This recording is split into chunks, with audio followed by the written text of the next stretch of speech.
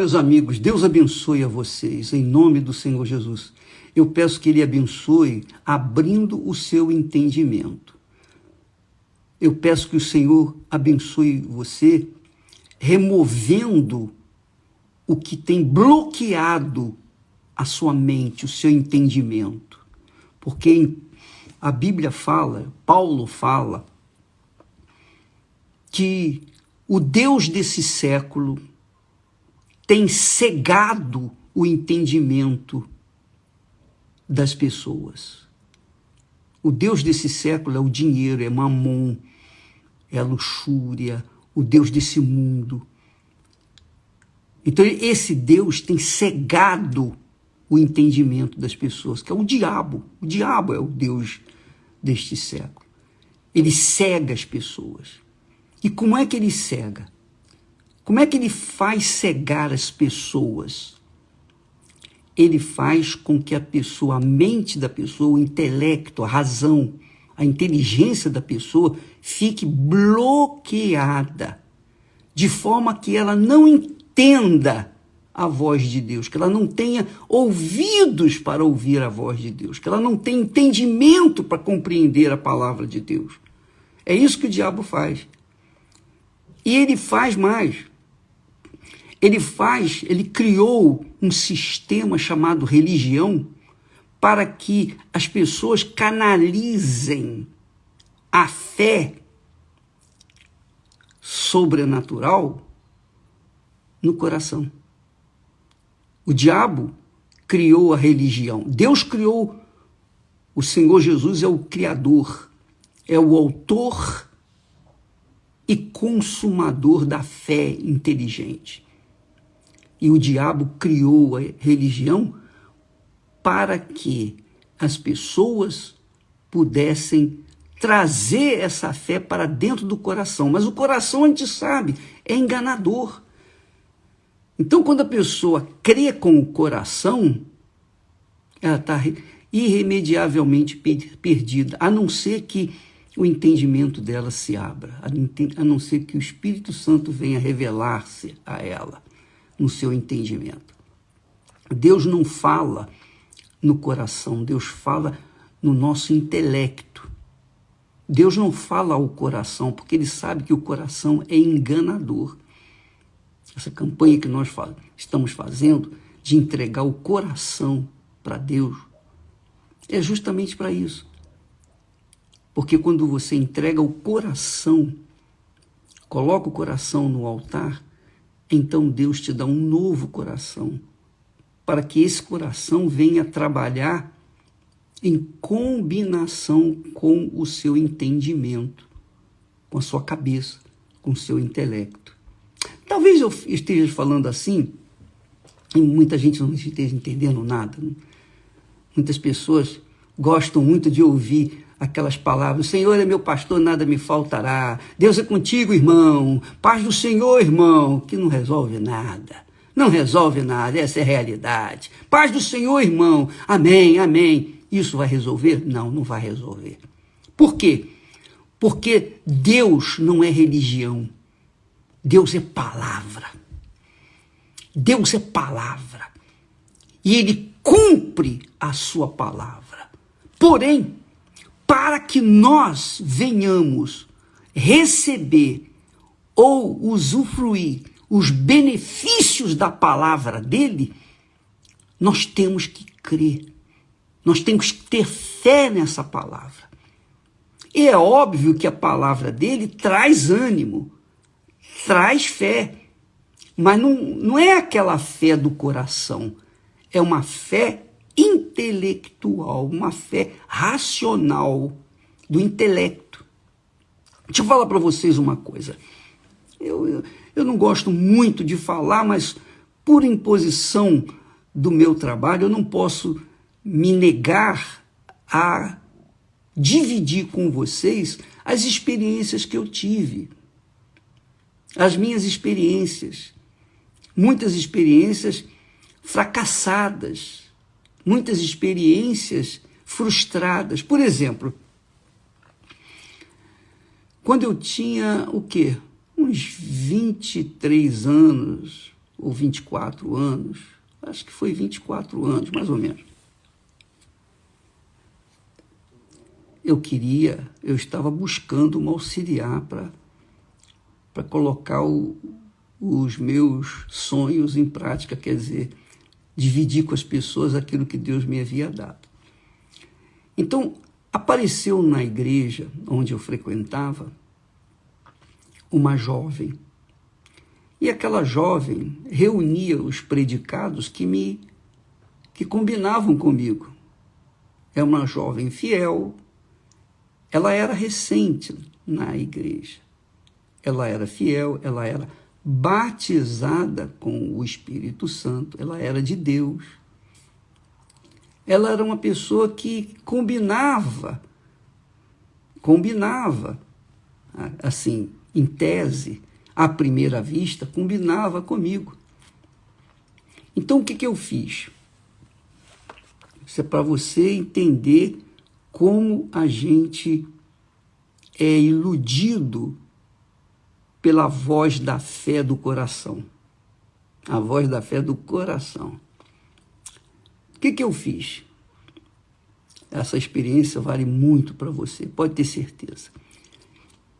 Então, como eu gostei dela, ela nem sabia que eu existia, mas eu fiquei, digamos assim, vidrado, apaixonado.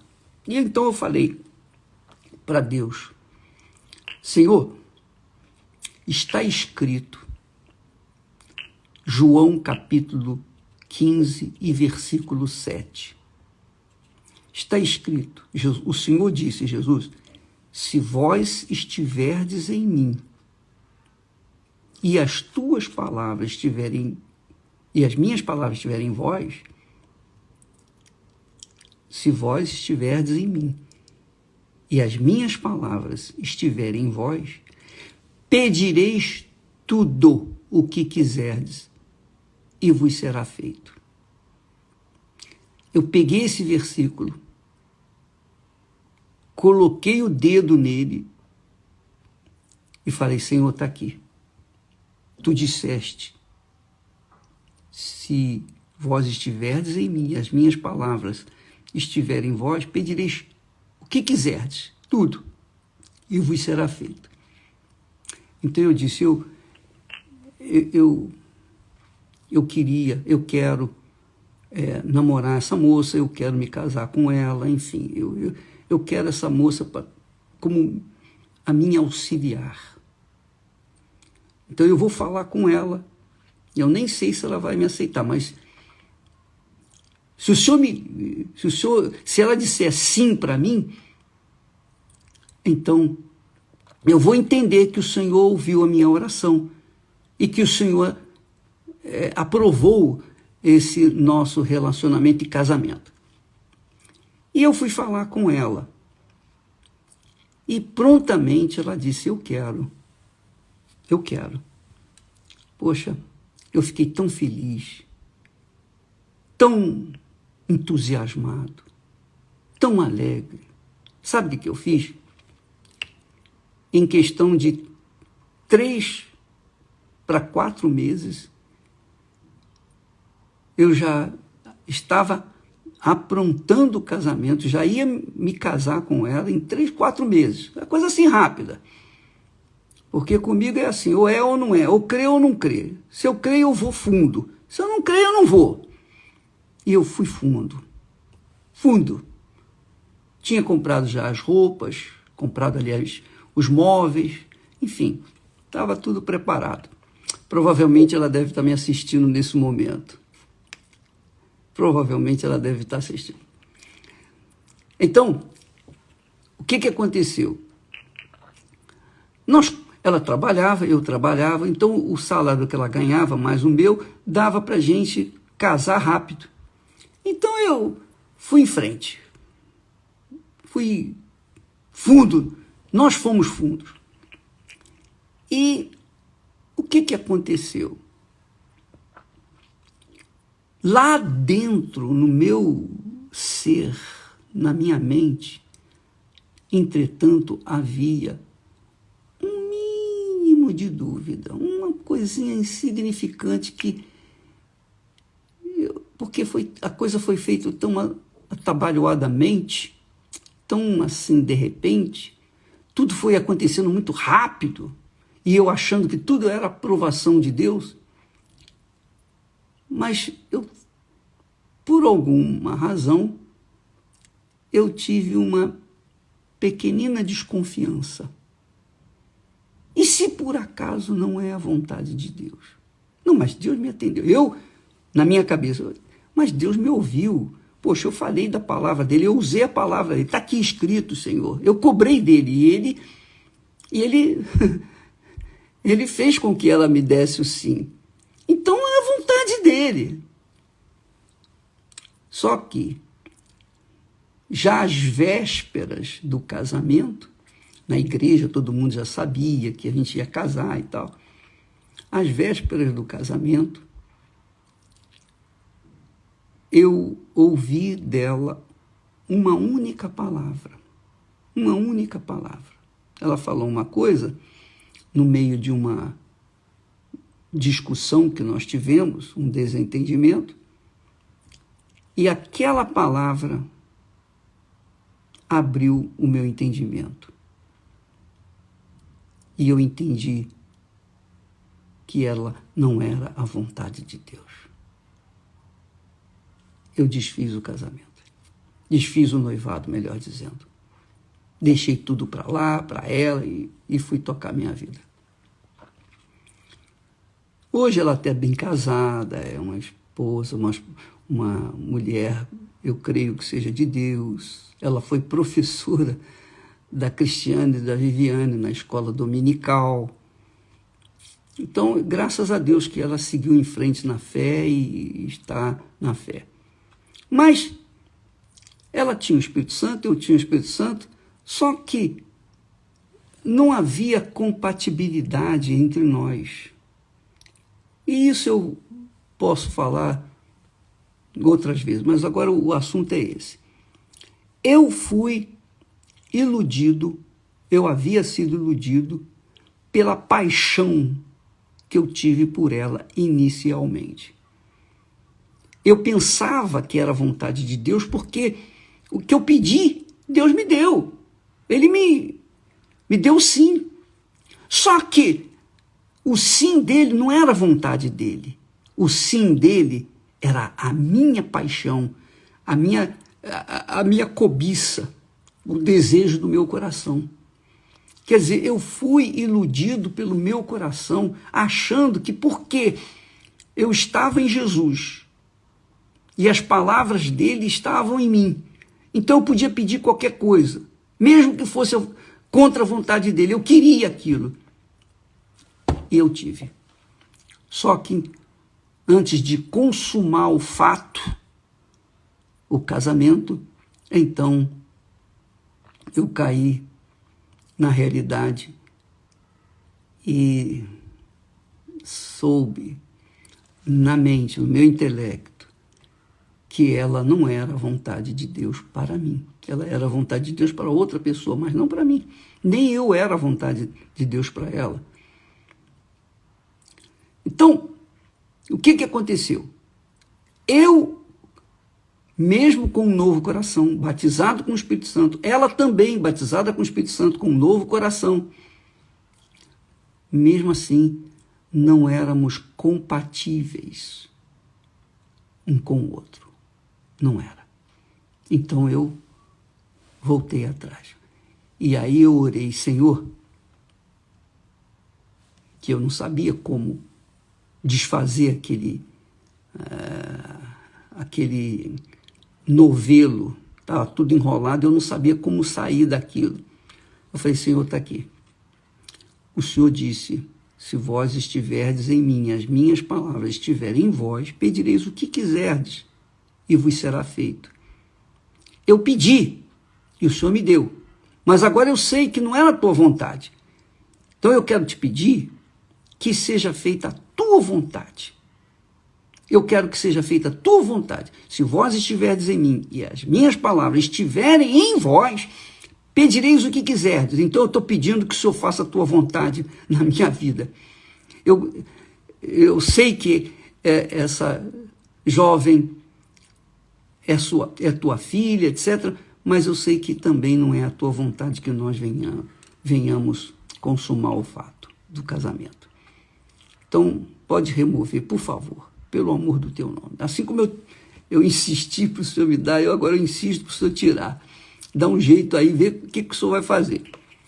E, de fato, nós chegamos à conclusão que realmente havíamos nos precipitado, porque meu coração se precipitou com o dela e o dela com o meu, e nós vimos depois, mas graças a Deus que nós vimos antes, porque senão estaríamos perdidos.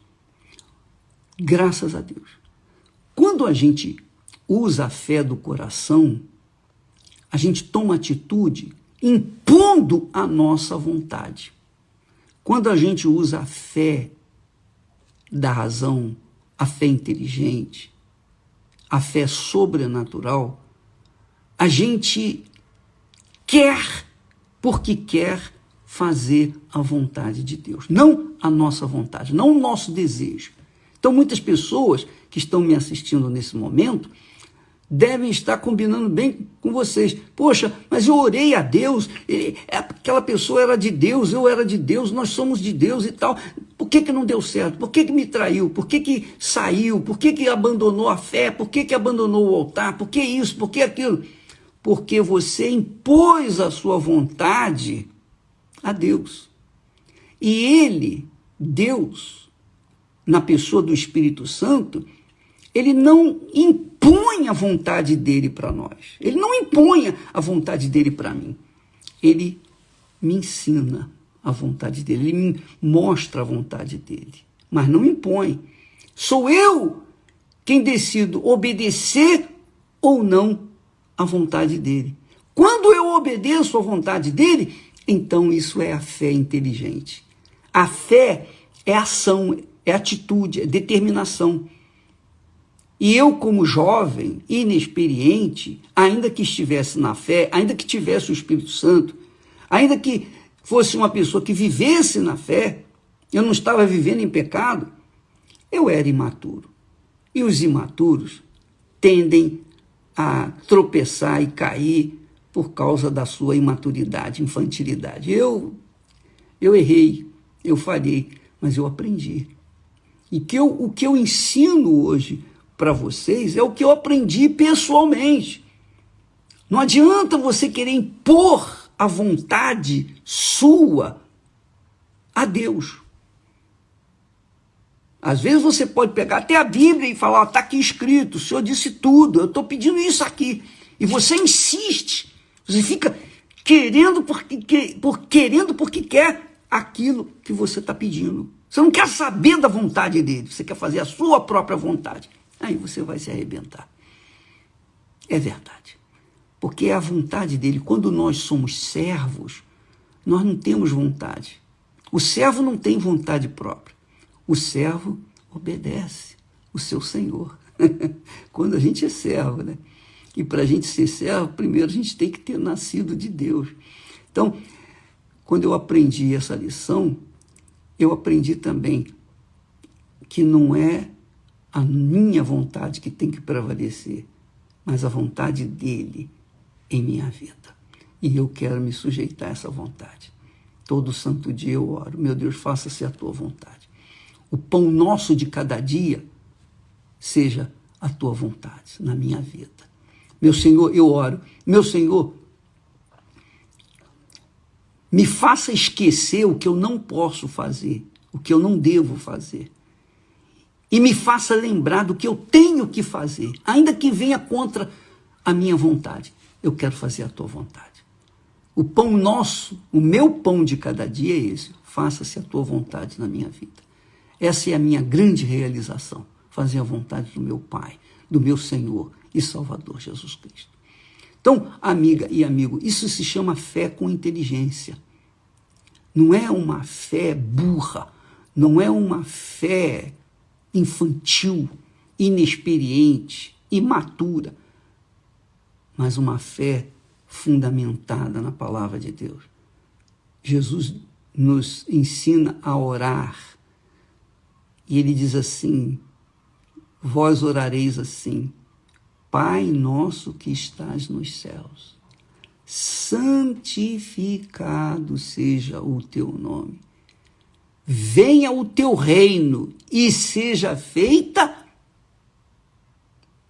a tua vontade. Jesus nos ensina a orar e pedir ao Pai que a vontade dele seja feita em nossa vida. E seja feita de tal forma como ela é feita nos céus. Olha só, que Jesus coloca a vontade de Deus feita nos céus, que ela seja feita aqui em nossas vidas. Tamanha é a importância de nós fazermos a vontade dele, que ele coloca dessa forma: faça-se a tua vontade na terra, como ela é feita nos céus. Então, nos céus a gente sabe que a vontade de Deus é perfeitamente feita por todos os seus anjos. E aqui na terra é o que nós oramos: venha o teu reino, venha o teu domínio e reine na minha vida e faça-se a tua vontade na minha vida. É por isso que significa que Jesus falou: buscai primeiro o reino de Deus, quer dizer, a vontade de Deus e a sua justiça, e todas as demais coisas vos serão acrescentadas. Então, minha amiga, meu amigo, se você não combinar a sua razão, o seu entendimento, por isso que eu oro todos os dias, para que o entendimento seu seja aberto, você venha compreender a palavra de Deus, para você obedecer. A obediência, Deus nos dá a palavra. Ele fala: levanta-te. Cabe a nós a fé de agirmos, de nos levantar. Essa é a realidade. Fé não é sentimento. Jesus disse: tende fé em Deus. Como é que eu posso ter fé em Deus no coração se eu não tenho o domínio do meu coração? Como é que eu posso fazer a vontade de Deus no meu coração se o meu coração é indomável, rebelde, se o meu coração é enganador? Não tem como. Eu não tenho domínio no meu coração. Nem você. O coração faz você tomar atitude que você, na sua mente, você não quer fazer, mas o coração manda, não é? E se você não tem o controle dele, se você não tem uma determinação na sua cabeça, na sua mente, no seu intelecto, na sua razão, para prevalecer a vontade de Deus na sua vida, o seu coração vai levar lá para o inferno. E você não tem como salvar. Não tem como salvar. Porque ele é rebelde, ele é cruel. Jesus disse na sua palavra através do profeta Jeremias: o coração é enganador e cruel. E ele diz: mas quem o conhecerá? Então, minha amiga e meu amigo, a fé não pode ser processada no coração, porque se for processada no coração, a pessoa vai se arrebentar. E é aí que nascem os fanáticos. O que é o fanático? O fanático é aquele que faz as coisas sem pensar, sem raciocinar, sem medir, sem pesar, sem avaliar. Ela toma decisão levada por um ímpeto do coração. E por isso se arrebenta. Então você vê aí muitos crentes falidos, fanáticos, perturbados, endemoniados, destruídos, fracassados. E são crentes.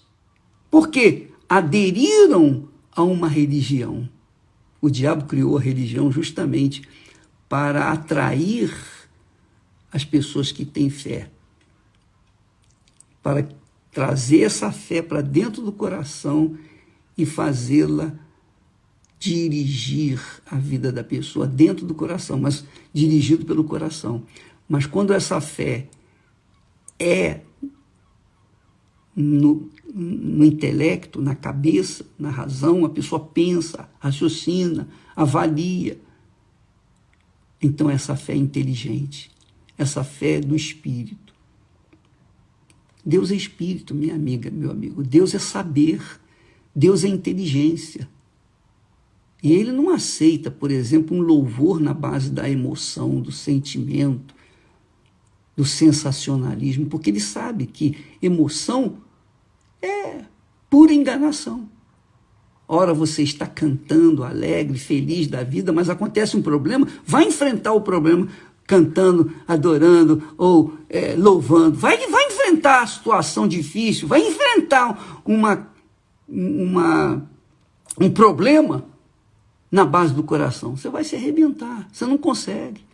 Sua fé fica fragilizada, sua fé fica minada, contaminada. E você toma a decisão errada. Então a fé é espírito.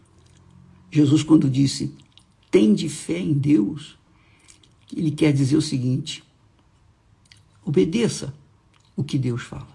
É isso. Eu disse para Josué, levanta-te e tome posse da terra prometida, que eu prometi aos vossos pais. Então isso é fé.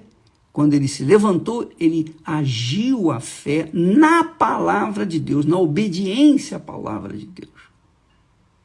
Você, pastor, você que é um oficial de igreja, você que lidera uma igreja, se você não pautar a sua fé na inteligência, na sabedoria, na razão, não é na intelectualidade, não estou falando disso, mas a fé é que você pensa e você age de acordo com a direção que o Espírito de Deus te dá ao seu espírito.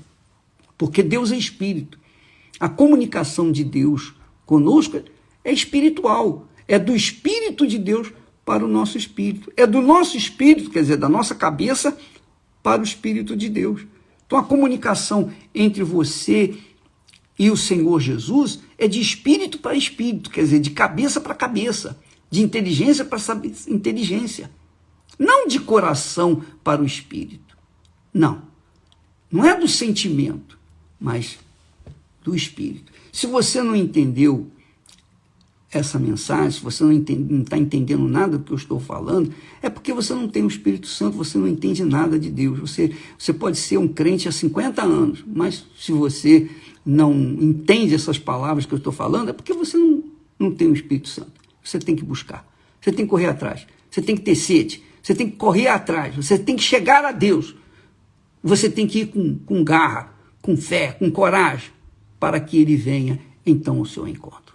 Não é Deus que faz acontecer na sua vida. É você que toma a iniciativa de acordo com a palavra dele e ele então realiza a vontade dele através da sua fé. Compreende, amiga e amigo? Então, nesse jejum de Daniel, que nós vamos terminar nesse sábado agora, eu espero que você tenha entendido o propósito da fé. E por que o Espírito Santo vem sobre nós? Por que o Senhor Jesus nos dá a mente dele? Para que essa mente seja forte, resistente aos apelos e paixões do coração. Para que a gente negue a nossa carne, quer dizer, o nosso coração, e venha atender à direção do Espírito Santo. Aí está o segredo da fé inteligente. Essa é a fé que nos faz ser justos diante do Altíssimo e que nos faz ser agraciados por Ele. Isso agrada ao Senhor. Nós vamos ficando por aqui e amanhã estaremos de volta tratando desse assunto. E você que entendeu bem, você vai arrebentar. Você que entendeu isso, essa aula, você vai arrebentar. Você que entendeu. Ainda que você não tenha o Espírito Santo. Mas agora você sabe por que você precisa do Espírito Santo. Você não precisa do Espírito Santo só para falar em línguas. O que adianta você falar em línguas e não entender o que você está falando? É ou não é? O que adianta você profetizar para os outros e não profetizar para si próprio? O que adianta? O que adianta você ter talentos, dons espirituais para os outros e para você não tem. Isso não tem sentido. Então, Deus dá o Espírito Santo como a mente do Senhor Jesus para nos guiar do jeito que Ele guiou o seu Filho Jesus, para que nós cheguemos até o fim e venhamos receber a coroa da vida. Até amanhã, em nome do Senhor Jesus. Bom dia.